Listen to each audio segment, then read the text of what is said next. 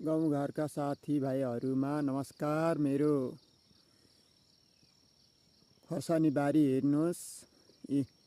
इन्द्रलक्ष्मी कृषि फर्ममा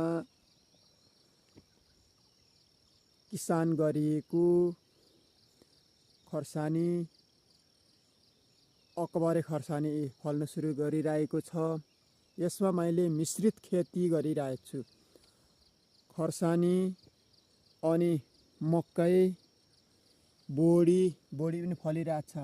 यसमा मिश्रित खेती गर्यो भने खर्सानीमा लाग्ने किरा मकैमा जान्छ, मकैमा जाने किरा खर्सानीमा बोडीमा जान्छ। त्यसले गर्दाखेरि हामीले मिश्रित खेती गरेको चाहिँ राम्रो हुन्छ। हामीले जहिले पनि मिश्रित खेती गर्नुपर्छ।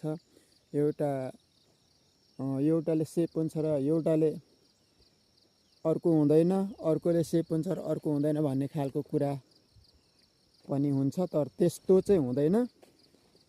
यो मिश्रित खेती भएपछि हामीले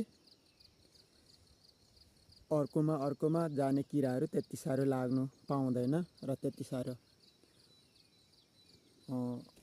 अवसर आउँदैन। त्यसले गर्दा सबै मैले मिश्रित खेती गरिरहेको छु। सबै तपाईहरुले पनि हेर्न सक्नुहुनेछ।